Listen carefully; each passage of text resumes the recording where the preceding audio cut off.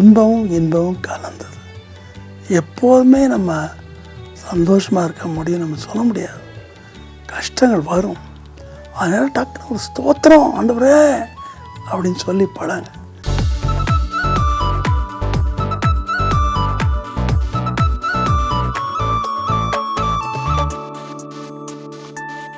ஸ்தோத்திரம், praise the Lord. சந்தோஷமாக இருக்கீங்களா?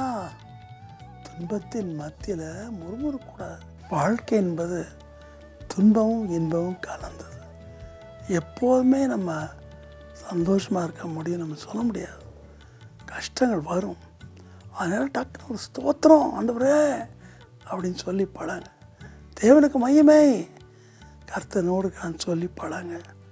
அந்த எல்லா முறுமுறுப்பும் ஓடி போயிடும். இஸ்ரவேலர்கள் செய்த பெரிய காரியம் முறுமுறுப்பு. அவரை ஸ்தோத்தரிக்க அவங்க மறந்தாங்க. இன்னைக்கு கர்த்தருடைய கிருபையில் ஸ்தோத்திர துதி பாடலை பாட எத்தனையோ பேர் ஆண்டு எழுப்பியிருக்கார். என் பேரனை எழுப்பியிருக்கார்.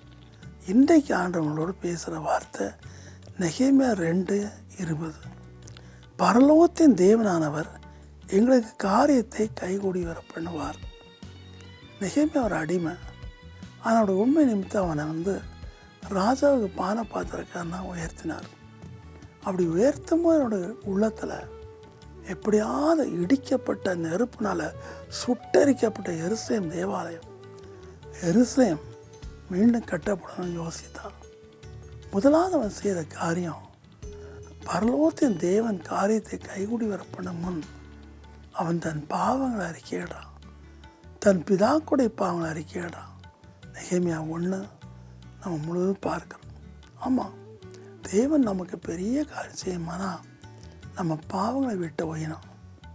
விட முடியாத பாவம் கர்த்தர் நம்ம விடுவிக்கணும்னு செய்வோம். அது சங்கிலிகள், அது நம்ம மேலே போக அப்படி நம்மளை அமுக்கிக்கிட்டே இருக்கும்.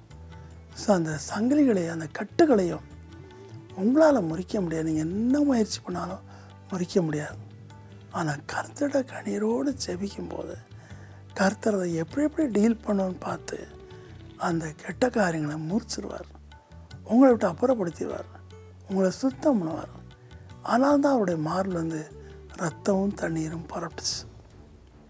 ஸோ தண்ணீர் சுத்தப்படுத்துது, ரத்தம் பாவ நிவர்த்தி. ஸோ அவன் பாவ அறிக்கை செய்த ஏற்பாடு அவனுக்குள்ள ஒரு தைரியம் வருது. அவன் ஒரு அடிமை. அந்த ராஜா நினச்சா கொன்றுவான், எதுவும் பேச முடியாது. இருந்தாலும் ஜெபம் பண்ணி அந்த பெரிய எம்பரர்கிட்ட போய் தன்னுடைய நாட்டுக்காக அவன் கேட்கிறான். அவன் கேட்ட விண்ணப்பம் அவனுக்கு கிடச்சிது. அவன் கூட பட்டாளத்தையும் அந்த எருசலேமை சுற்றி காம்பவுண்ட் வால் கட்ட தேவையான எல்லாவற்றையும் கொடுத்தார். அப்படியே அவன் பட்டாளத்தோடு ராஜாவுடைய கட்டளை மேல் போகும்போதும் அங்கே எதிராளி இருந்தாங்க. 70 வருஷம் பாழஞ்சு கிடந்தது இஸ்ரேல். ஸோ பாழஞ்சு கிடைக்கும்போது பக்கத்தில் அந்நிய நாட்டு மக்களெல்லாம் உள்ளே புகுந்துட்டாங்க. அவனுக்கு இது இஷ்டம் இல்லை. ஆனால் இது எப்படியாவது கெடுக்கணும்னு சொல்லி அவங்க பல விதமாக ட்ரை பண்ணாங்க. அவங்ககிட்ட பலவிதமான பலன் இருந்துச்சு. நெகேமியா கிண்டல் பண்ணாங்க, கட்டடம் கிண்டல் பண்ணாங்க. ஆனால் அவருடைய தலைவன்கிட்ட நெகேமியா சொல்கிறான், பரலோகத்தின் தேவனானவர் கைகூடி வர பண்ணுவார். என்னால் முடியாது, என்னால் இவ்வளோ பெரிய ப்ராஜெக்ட் முடிக்க முடியாது, என்னால் இந்த காரியம் முடிக்க முடியாது. அது எனக்கு அப்பாற்பட்ட ராஜா எவ்வளோ உதவி செய்தாலும் எனக்கு அதற்கேற்ற ஆட்கள் வேணும், எல்லாமே வேணும். ஆனால் நம்பிக்கை முழுவதும் தேவன் மேலே இருந்துச்சு.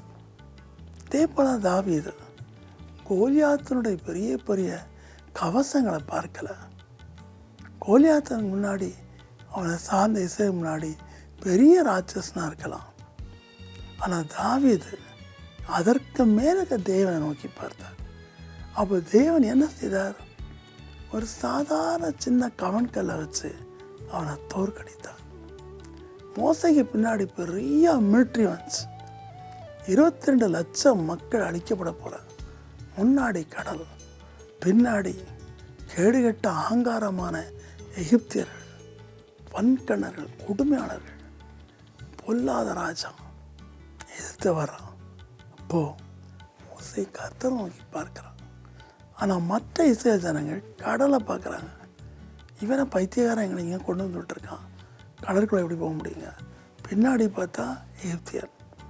அவங்க உலகத்தை பார்த்தாங்க.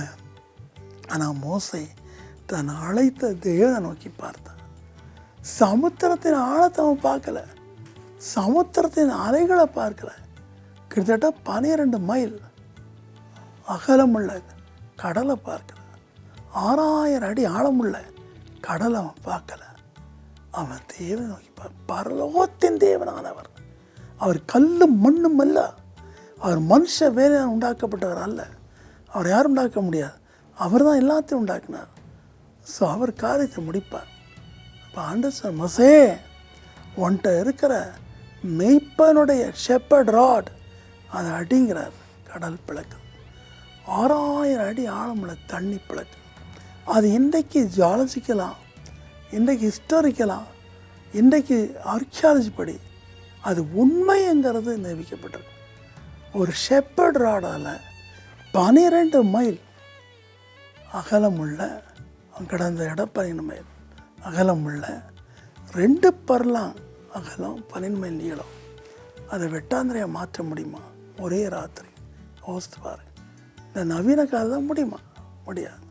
ஸோ இன்றைக்கு கர்த்தர் உங்களுடைய காரியத்தை நீங்கள் எதிர்பார்க்காத நிலையில் மனுஷன் அற்பமாக நினைக்கிற காரியத்தை வச்சு முடிச்சுடுவார். ஜெயிப்போமா?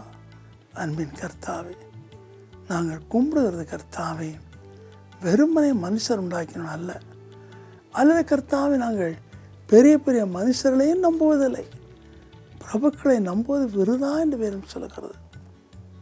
அவருடைய சுவாசம் போகும், மண்ணுக்கு திரும்புவார்கள், அப்பொழுது அவர் வைத்த திட்டம் என்ன ஆகும்?